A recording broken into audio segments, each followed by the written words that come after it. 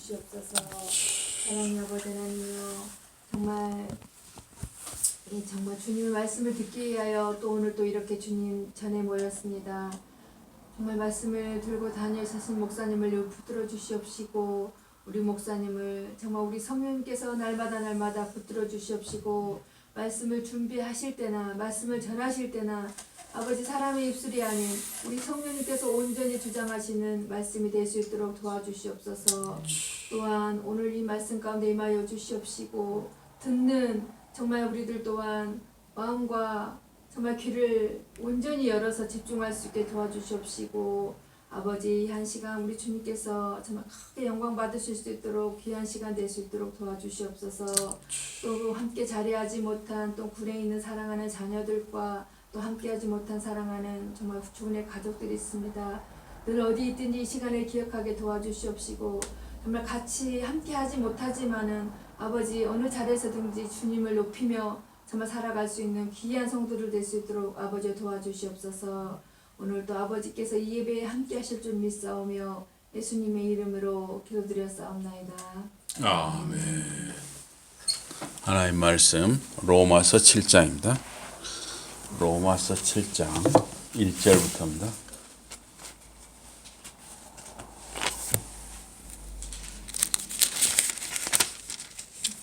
로마서 7장 1절부터 제가 봉독하겠습니다.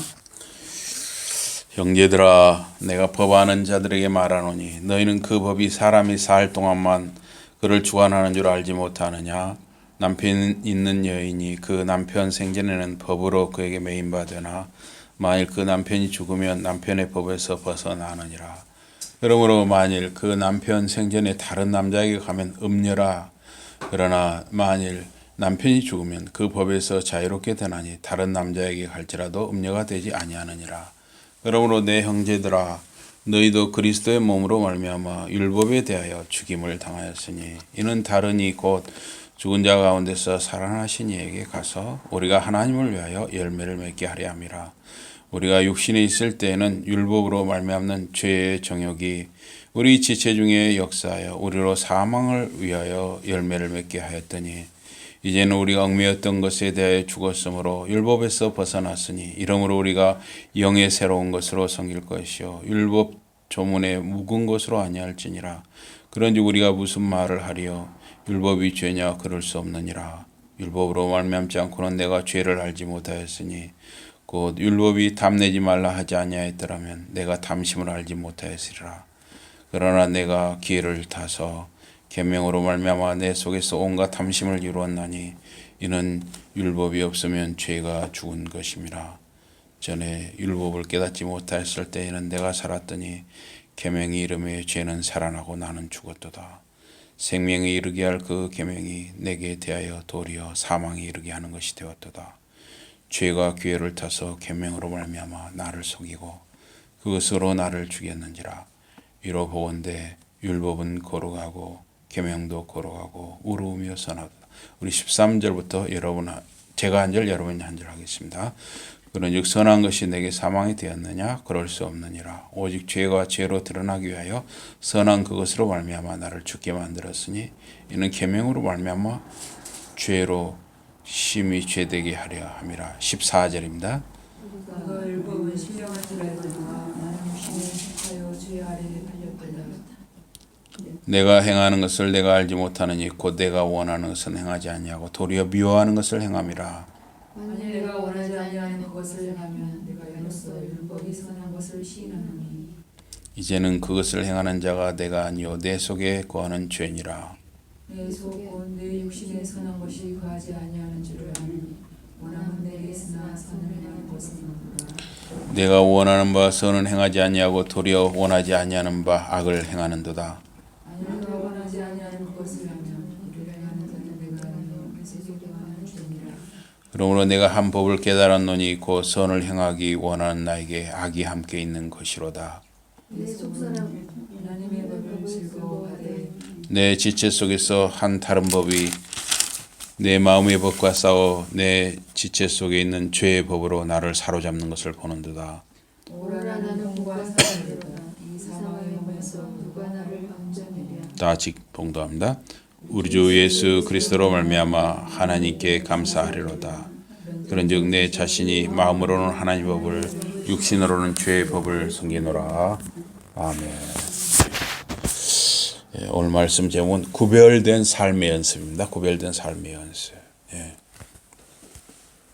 형제들아, 내가 법하는 자들에게 말하노니 너희는 율법이 사람의 살 동안만 그를 주관하는 줄 알지 못하느냐. 법은 이 살아있는 사람에게 효력이 있습니다. 법은 죽은 사람에게는 영향을 주지 못합니다. 여기 2절과 3절에 보니까 남편이 있는 여인이 남편이 살아있을 때는 법으로 남편에게 매인받되는데 만일 남편이 죽으면 남편의 법에서 벗어난다 그랬습니다. 그래서 이 죽음은 남편과 아내의 이 법적인 관계를 끊어지게 합니다. 그래서 남편이 살아있는데 다른 남자에게 가면 음녀가 되죠. 그러나 남편이 죽은 후에 다른 남자에게 가면 음녀라고 하지 않습니다. 그러나 내 형제들아, 너희도 그리스도의 몸으로 말미암아 율법에 대하여 죽임을 당하였으니 이는 다르니 곧 죽은 자 가운데서 살아나신 이에게 가서 우리로 하나님을 위하여 열매를 맺히게 하려 함이니라. 사도 바울이 이렇게 남편과 아내를 예로 든 것은 율법과 우리 성도의 관계를 설명하고 또 우리 성도와 부활하신 예수 그리스도와의 관계를 말하고자 그 예를 든 것입니다. 그래서 율법은 죄인을 얽매는 법이에요. 그리스도께서 우리를 대신하여 십자가에서 죄값을 치르셨습니다. 그리스도의 십자가 구속과 부활을 믿는 우리는 그 율법의 매임에서 이제 벗어났어요. 이걸 설명하기 위해서 사도 바울 2, 3절에서 남편과 아내의 관계를 예로 든 것입니다. 그리스도를 믿는 우리는 교회의 지체입니다. 그리스도와 교회의 관계는 남편과 아내의 관계가 같아요. 교회와 그리스도는 한 몸입니다. 그리스도는 교회의 머리이고 교회는 그리스도의 몸이죠. 그리스도가 십자가에 죽었으니 교회도 십자가에 죽은 것입니다. 몸된 교회의 지체인 신자, 개개인도 십자가에 죽은 것이에요. 우리는 다 교회에 속하잖아요. 그러니까 우리도 십자가에 죽은 것입니다. 여러분과 저는 십자가에 죽은 것입니다. 십자가에 죽은 그리스도가 다시 살아나셨습니다. 그러니 그리스도와 한 몸인 여러분과 저도 다시 살아난 것입니다. 율법에 대한 죄값을 그리스도가 십자가에서 치르셨죠. 그래서 이제 율법이 신자인 여러분과 저를 죄인이라고 올가맬 수 없다 하는 것입니다. 우리는 그리스도의 신부로서 율법에 대하여 자유로워요. 율법이 우리를 이제 올가맬 수 없는 것입니다. 우리가 이제 자유한 그리스도의 신부, 신랑 대신 예수를 섬기고 사는 신부인 우리 신자들이 이 율법의 이 도덕법을 지키는 것은 이제 어떤 의무감이 아니라 사랑 때문입니다. 하나님 은혜와 사랑이 신자를 감동하기 때문에 하나님을 사랑하고 이웃을 사랑하는 거예요. 그래서 우리가 10계명, 1계명부터 4계명 하나님을 사랑하고 5계명부터 10계명 이웃을 사랑하고 이 도덕법을 지키는 것은 어떤 의무가 아니라 이제 사랑으로 그것을 행하는 것입니다. 우리는 신부로서 신랑 대신 그리스도의 이제 사랑의 종으로 살아가는 것입니다.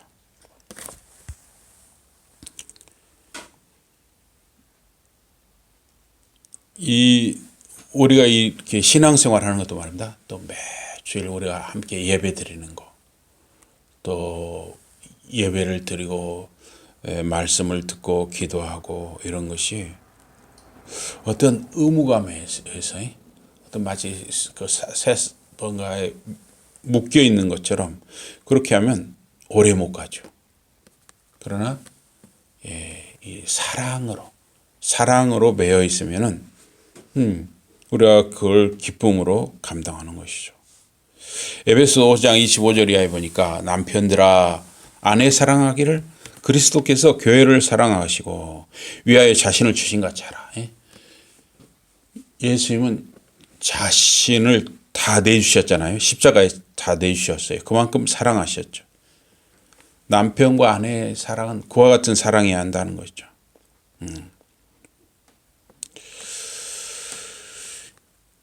남편들도 자기 아내 사랑하기를 제 몸과 같이 할지니 자기 아내를 사랑하는 자는 자기를 사랑하는 것이라.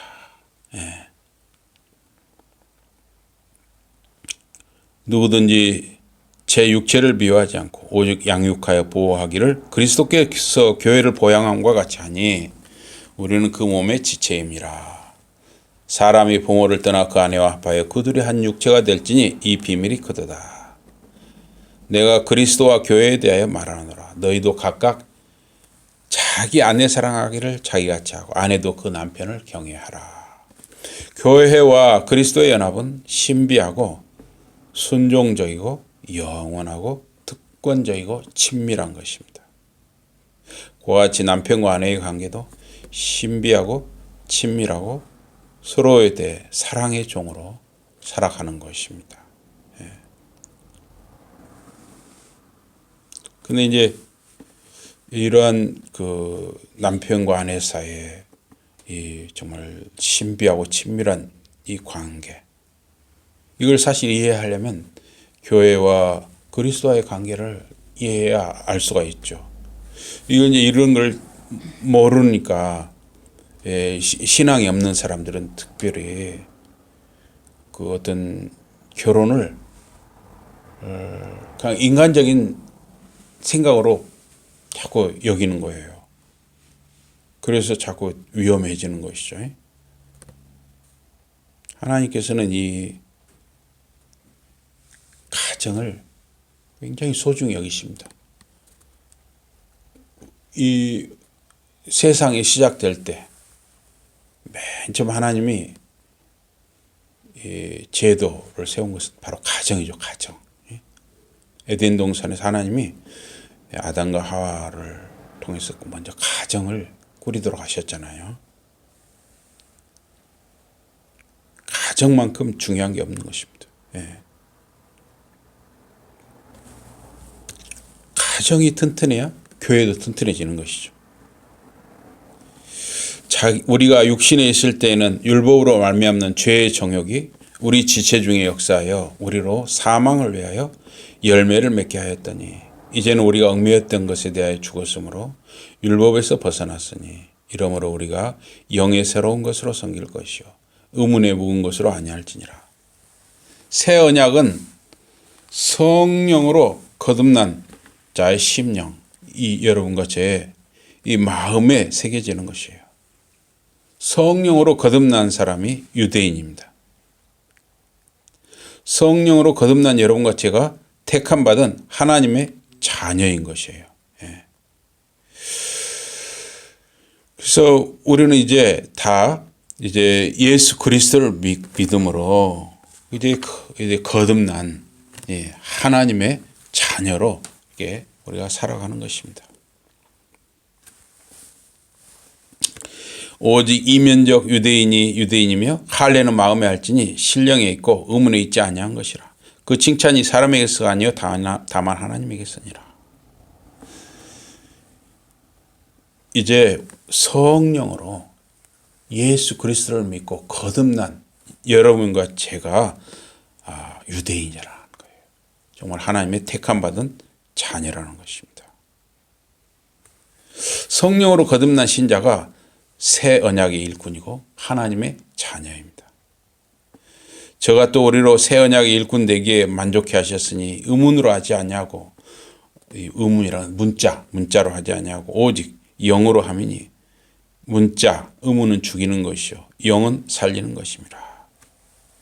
그리스도를 믿는 신자의 삶은 성령의 능력으로 부활하신 그리스도를 섬기는 것입니다. 그러니 우리가 무슨 말 하리요? 율법이 죄냐? 그럴 수 없느니라. 율법으로 말미암지 않고는 내가 죄를 알지 못하였으니 곧 율법이 탐내지 말라 하지 아니하였다면 내가 탐심을 알지 못하였으리라. 율법은 죄가 무엇인지를 드러내는 것입니다. 율법은 죄를 깨닫게 해요.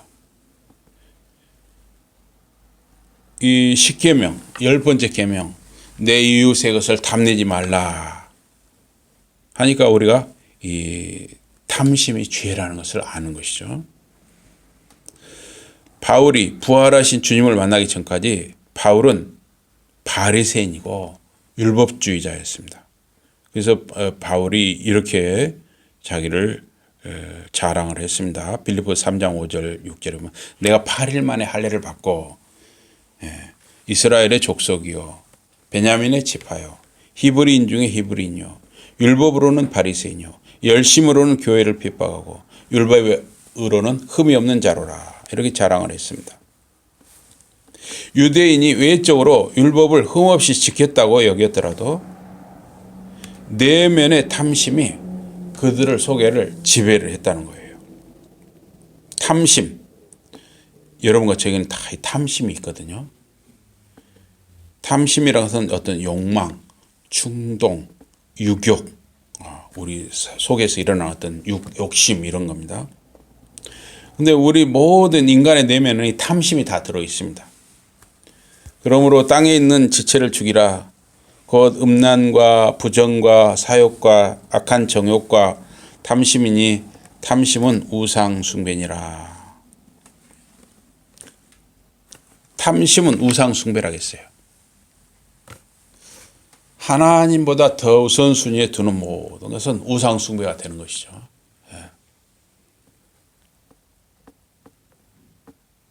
돈이 굉장히 중요하죠. 돈이 있어야 살아갑니다. 그런데 돈이 중요하지만 하나님보다 그것이 더 우선순위에 둘 수는 없는 것이에요. 어떤 명예도 중요하고 권력도 중요하고 지식도 중요하고 중요한 것들이 많죠. 이 세상에 살아가면. 그러나 하나님보다 더 위에 두면은 그것이 우상숭배다 하는 거예요. 탐심이 우상숭배가 되는 것은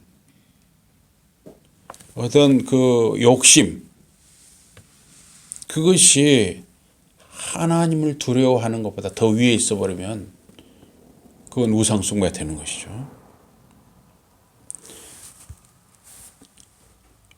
율법은 죄를 일으킵니다. 이 말이 좀 이게 무슨 말이냐면 어떤 사람이 정말 배가 고파서 먹을 것을 훔치는 수가 있어요. 근데 배가 고프지도 않은데 어떤 사람은 훔치는 행위, 그거를 즐기기 위해서 행동하는 경우가 있어요. 물론 드물겠지만. 그래서 어떤 사람은 몰래 먹는 사과가 더 맛있다. 이렇게 말하는 사람이 있어요. 죄 짓는 것을 즐기는 사람이 있어요. 그래서 어거스틴이 자기 고백록에서 이런 말을 했어요. 자기가 16살 때 어느 날 밤에 그 동네 아이들하고 그 과수원에 가가지고 배나무를 흔들어서 배를 도둑질했어요. 한 자루를 담았는지. 그런데 그 또래 애들이 배가 고파서 그런 게 아니었다는 거예요. 먹을 것이 많았대요. 다른 것. 나름대로 부족한 것이 없이 사는 동네였단 거죠. 그런데 단지 그 과수원 주인 몰래 그 가서 그 배를 나무를 흔들어서 훔치는 거, 그거를 짜릿하게 흥분을 즐겼다는 거예요. 그리고 그 배를 훔쳐다가 자기들이 먹은 게 아니라 그걸 돼지들한테 던져주었다는 거예요.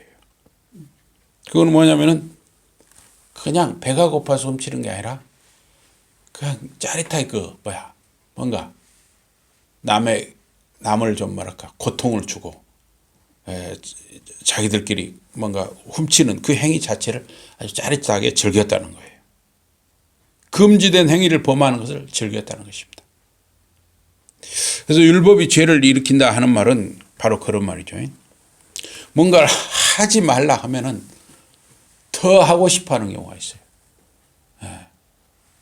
그것이 바로 율법은 죄를 일으킨다 그런 말입니다. 육신의 생각은 하나님과 원수가 되나니 이는 하나님의 법에 굴복지 아니할 뿐 아니라 할 수도 없습니다. 인간은 죄악된 것, 나쁜 짓은 가르쳐주지 않아도 알아서 행합니다. 어떻게 그렇게 나쁜 것은 말입니다. 따로 학교 안 보내도 이렇게 알아서 잘 배우나 모르겠어요. 참 이상하죠, 사람이. 선한 행위는 가르침과 연습과 훈련이 필요해요. 우리가 정말 잘 살아가는 거, 똑바로 살아가는 거, 바르게 살아가는 거, 어떻게 선하게 살아가는 거 이런 것은 가르쳐 줘야 돼요. 연습해야 됩니다. 훈련이 필요하다 하는 것이. 이 나이가 들어도 마찬가지 같아요. 나이가 들어도. 예. 나이가 들어도 말입니다. 참 어처구니 없는 그런 실수를 할 수가 있어요. 그래서 선한 행위는 가르침, 연습, 훈련이 필요하다는 거예요. 죽을 때까지 훈련이 필요하다는 겁니다. 율법은 죄를 정죄한다 그랬습니다. 전에 법을 깨닫지 못할 때에는 내가 살았더니 계명이 이름에 죄는 살아나고 나는 죽었도다. 생명에 이르게 할 그 계명이 내게 대하여 도리어 사망에 이르게 하는 것이 되었도다. 죄가 기어를 타서 계명으로 말미암아 나를 속이고 그것으로 나를 죽였는지라. 율법은 죄를 드러냅니다. 율법은 죄를 유발시킵니다. 율법은 죄를 정죄합니다. 사망에 쏘는 것은 죄요 죄의 권능은 율법이라. 근본적인 문제는 우리 인간, 우리 사람 속에 있는 죄성이라는 거예요. 여러분과 저 속에 이 죄성이 문제예요. 항상. 어린아이도 말입니다. 다 죄성이 있더라고요. 정말. 어린아이라고 해서 뭘 이제 좀 아주 그것도 착하고 순진하고 귀엽고 참 보면 어린아이도 말입니다. 천사와 악마 사이를 왔다 갔다 하는 것 같아요. 정말 아무리 어린아이라도 천사와 악마 사이를 왔다 갔다 해요. 그래서 우리 인간의 속에는 죄성이 있습니다. 하나님께서 모세를 통해서 이스라엘 백성에게 또 우리에게 율법을 주신 것은 인간의 이 죄성의 경계를 알려주시고자 함입니다. 남의 것을 훔치면 안 된다. 도적질하지 말라. 제 8계명을 우리에게 주셨기 때문에 남의 것을 훔치면 안 되는구나 하는 것을 아는 거예요.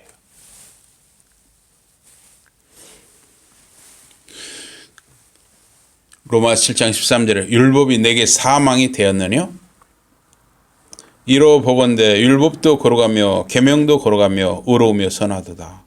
그런즉 선한 것이 내게 사망이 되었느냐? 그럴 수 없느니라. 오직 죄가 죄로 드러나기 위하여 선한 그것으로 말미암아 나를 죽게 만들었으니 이는 계명으로 말미암아 죄로 심히 죄되게 하려 함이니라. 이 율법은 그 자체로 선하고 거룩하고 의로운 것이다 하는 것입니다. 우리나라에서 이제 몇 년 전에 관통죄라는 걸 폐지를 했어요. 그래서 드러내놓고 음행을 저지르는 사회가 되었어요. 오히려 이렇게 그런 짓을 저지르는 것을 버젓이 이렇게 하는 사람들이 생겼어요. 그러나 성경은 간통죄를 폐지하지 않았습니다. 10계명의 제7계명 간음하지 말라. 이것은 여전히 유효한 것입니다. 여전히 살아 있습니다. 우리나라가 간통죄를 폐지하고 낙태를 합법화하고 동성연애를 합법화하더라도 지금 낙태 그다음에 동성연애 이거까지 이제 다 지금 법으로 이렇게 열려고 하는데 그렇다 하더라도 성경의 말씀은 변하지 않는 것입니다. 간음은 죄인 것입니다. 동성연애는 죄인 것입니다. 간통은 죄입니다. 낙태는 죄인 것입니다. 간음하지 말라는 계명이 있으니 간음은 죄가 되는 것입니다. 도적질하지 말라는 8계명이 있으니 도적질은 죄가 되는 것입니다. 세상 사람들이 어떻게 흘러가든 간에 그리스도 안에 있는 우리 신자는 하나님 말씀대로 살아야 하는 것입니다. 하나님 말씀대로 사는데 생명이 있는 거예요. 구원이 있는 것입니다. 로마서 7장 14절에서 25절은 여러 가지로 그 학자들마다 논란이 있는 말씀이에요. 로마 7장 14절 25절은 중생한 사람, 거듭난 사람이다. 자연인이다. 거듭나지 않은 사람이다. 여러 가지가 의견이 있는데 저는 이 로마서 7장 14절 25절은 중생한 사람, 거듭난 사람의 그 성화의 과정에서 겪는 내적인 갈등을 말한다. 이렇게 봅니다. 이것이 어거스틴이나 개혁주의 입장이라고 할 수 있습니다. 불신자들은 자기의가 강하고 자신만만해요. 오히려 불신자들이 말입니다. 훨씬 그래서 당당하고 큰 소리 치는 수가 많아요. 죄가 무엇인지를 모르니까. 신자들이 오히려 자기 혐오, 자기를 미워하고 자아의 절망을 느끼는 수가 많아요. 왜? 신자들은 죄가 무엇인지를 아니까. 죄가 무엇인지 모르는 세상 사람들은 오히려 더 당당하다니까요. 더 큰 소리 친다니까요.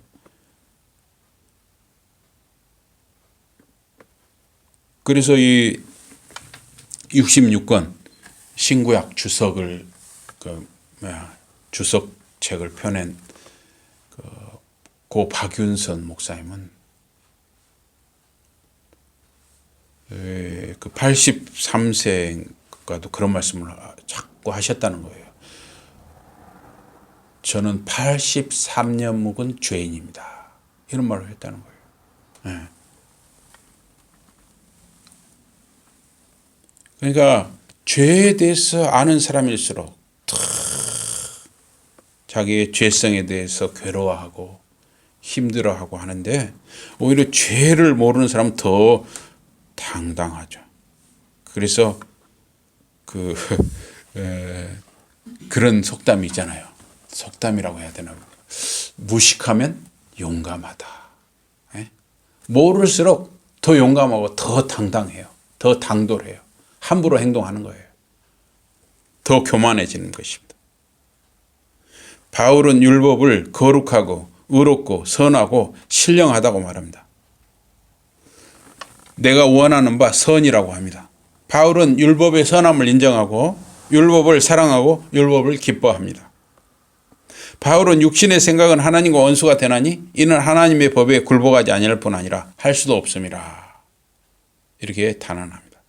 바울은 율법을 사랑하고 율법에 순종합니다. 그런데 여기 7장 24절 오라 나는 공고한 사람이로다. 이 사망의 몸에서 누가 나를 건져내랴. 그래서 특히 이 말씀, 이 7장 24절 말씀에 대해서 이게 과연 구원받은 사람, 거듭난 사람의 고백이라고 할 수가 있느냐 이런 논란이 있다는 거예요. 이거 거듭나지 못한 사람의 고백이 아니냐. 근데 저는 거듭난 사람, 구원받은 사람, 중생한 사람의 이 공고한 사람의 부르짖음은 절망이 아니라 구원에 대한 바울의 열망이다. 또는 성화에 대한 바울의 열망이다. 그렇게 보는 것입니다. 이 사망의 몸이라는 표현은 즉 현재 죄 아래 있고 죽을 수밖에 없는 상태에서 벗어나 새롭고 영광스러운 부활체로 들어가기를 고대하는 그 마음인 것이죠. 로마서 8장 23절에 보면 이뿐 아니라 또한 우리 곧 성령의 처음 익은 열매를 받은 우리까지도 속으로 다 안식하여 양자 될 것 곧 우리 몸의 구속을 기다리느니라. 우리 그리스도인, 우리 신자는 하나님 나라가 이미 시작된 것과 아직 완성되지 않은 것 사이에 긴장에 묶여 있습니다. 이러한 긴장은 고통스러운 것이죠. 예. 이 산모가 말입니다. 10달을 채우고 아기를 출산할 때 약 10시간 내외에, 모르겠어요. 이제 얼마나 되는지 되게 뭐 10시간 내외에 얼마나 고통스럽습니까?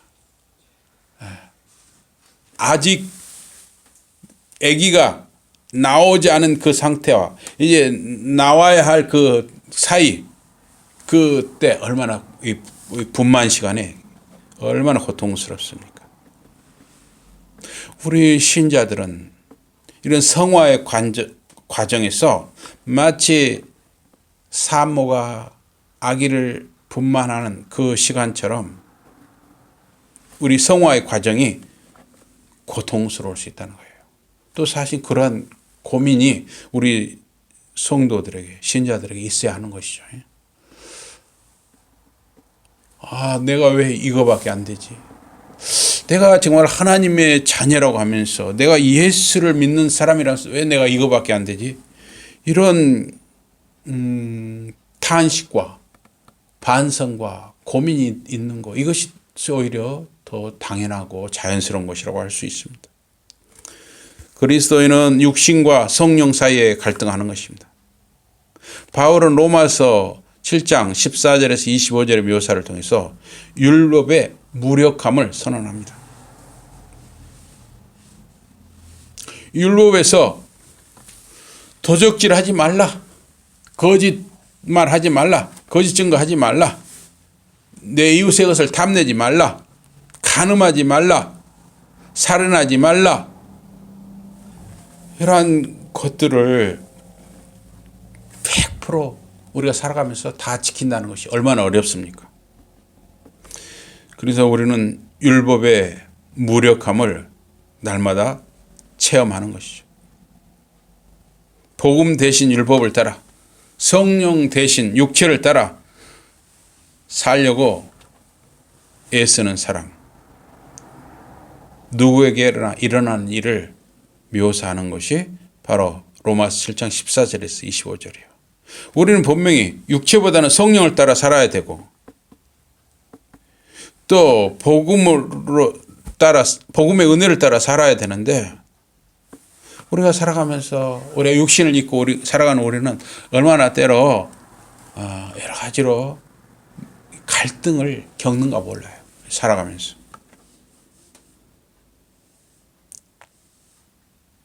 율법은 연약하지만 선한 것입니다. 문제는 내 속에 거하는 죄라는 거예요. 인간의 내면의 죄를 율법은 다스리지 못한다는 것입니다.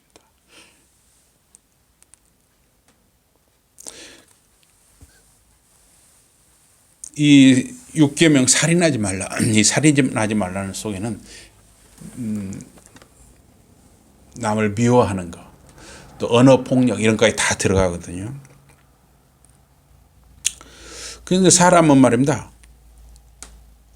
그 연약하면 그런 것 때문에 알게 모르게 우리가 나도 모르게 실수할 수도 있고, 또 알면서도 실수하는 경우가 얼마나 많습니까? 만일 너희 속에 하나님의 영이 거하시면 너희가 육신에 있지 아니하고 영에 있나니, 누구든지 그리스도의 영이 없으면 그리스도의 사람이 아니라, 또 그리스도께서 너희 안에 계시면 몸은 죄로 인하여 죽은 것이나 영은 의를 인하여 산 것이니라. 예수를 죽은 자 가운데서 살리신 이의 영이 너희 안에 거하시면, 그리스도 예수를 죽은 자 가운데서 살리신 이가 너희 안에 거하시는 그의 영으로 말미암아 너희 죽을 몸도 살리시리라. 사람의 속에 있는 죄를 통제하는 분은 신자의 속에 거하시는 성령이십니다.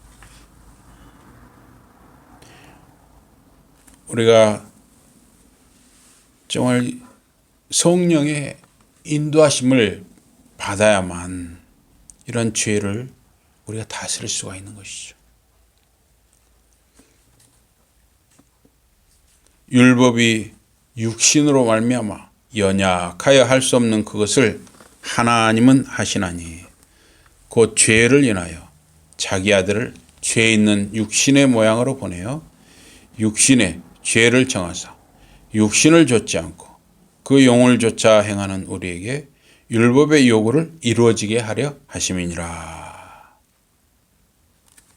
율법에 할 수 없는 그것을 하나님 아버지께서 그 아들과 성령을 통하여 행하셨습니다. 우리의 구원은 성부, 성자, 성령, 삼일체 하나님의 역사로 이루어집니다. 율법이 죄가 무엇인지 알고 죄의 책임을 묻습니다. 그러나 율법은 인간의 죄의 문제를 해결하지 못합니다. 율법은 인간을 죄의 사슬에서 구원하지 못합니다. 이러므로 내가 내게 말하노니 저의 많은 죄가 사하여졌도다. 이는 저의 사랑함이 많음이라. 사함을 받은 일이 적은 자는 적게 사랑하느니라. 이에 여자에게 이르시되 내 죄 사함을 얻었느니라 하시니. 성경에서 죄를 용서하는 분은 하나님이셔요. 사람은 죄를 용서할 수 없어요. 물론 우리가 서로 뭐 잘못한 거 있으면 이제 용서할게 뭐 그렇게 말할 수 있어요. 그러나 그 죄 그 자체를 용서하는 것은 사람이 할 수 없죠. 예수님께서는 여러 번 만나는 사람들에게 죄의 사함을 말씀하셨어요. 내 죄의 사함을 받았느니라. 내 죄 사함을 얻었느니라. 이렇게 내 죄가 사하여졌다. 죄 용서를 직접 말씀하신 분이 예수님이세요. 신구약에서 어느 구절에서도 말합니다. 선지자나 제사장이나 사도나 그 누구도 죄 용서를 말할 수 없었어요. 또 말할 수가 없는 것이죠. 오직 죄 용서를 말할 수 있는 분은 예수님이에요. 또 하나님이셔요. 죄는 하나님만 용서하는 것입니다. 우리는 그리스도 안에서 자유를 누립니다. 이 자유는 방종하고는 다른 거예요. 그래서 지금 뭐 간통죄가 폐지됐으니 마음대로 살자 이런 사람들이 있죠. 그러나 그거는 자유가 아니라 방종이라는 것이죠. 그리스도 안에서 은혜를 받아 누리는 우리는 하나님의 은혜가 감사해서 그 감사와 사랑으로 하나님의 말씀대로 살고자 하고 도덕법을 지키는 것이에요. 하나님 사랑, 이웃 사랑을 실천하는 이유는 감사와 사랑으로 하는 것이죠. 여전히 십계명은 신자들에게 유효하고 또 지켜야 하는 것입니다. 의무가 아니라 사랑과 감사로 행하는 것입니다. 그리스도를 통해서 죄 사함과 구원을 우리가 얻었지만 아직 우리는 구원의 완성에 이르지 못했습니다. 우리는 성화의 과정에 있습니다. 연약한 육신을 입고 사는 우리는 날마다 감정과 욕심과 육신과 죄의 영향을 받으면서 살아가는 것입니다. 그러나 우리가 그리스도 안에서 거듭난 신자 여러분과 저는 날마다 순간마다 하나님께 조금씩 가까이 나가는 것이고 또 나가야 하는 것입니다. 성부, 성자, 성령 하나님이 우리의 구원의 완성을 이루어가는 것입니다. 날마다 순간마다 거룩함과 구별된 삶을 연습하고 훈련하는 여러분과 저의 삶이 되기를 주님의 이름으로 축복합니다. 아멘. 우리 기도하겠습니다. 하나님 아버지, 우리가 이제 그 율법의 그 속박에서 죄의 매임에서 벗어나서 정말 하나님의 은혜를 받아 택함을 받고 예수 그리스도 십자가와 부활을 믿음으로 우리 죄 용서와 구원의 은혜를 누리며 살아가게 하게 하심을 감사합니다. 우리가 구원받은 신자, 거듭난 신자로 살아가지만 우리가 육신을 입고 살아가기 때문에 아직도 우리 속에 들어있는 여러 가지 욕심과 미움과 모든 이거 인간의 정욕이 튀어나올 때가 많이 있습니다. 그때마다 저희들을 불쌍히 여기시고 성부, 성자, 성령 하나님께서 저희들을 붙들어 주시고 은혜를 주시고 힘을 더하여 주시옵소서. 그래서 저희들이 정말 날마다 순간마다 조금이라도 더 거룩해지게 하시고 조금이라도 더 구별되는 그러한 삶을 살아갈 수 있도록 저희들을 붙들어 주시옵소서. 예수 이름으로 감사 기도드리옵나이다. 아멘. 우리 찬송하시겠습니다. 찬송 190장입니다. 찬송 190장.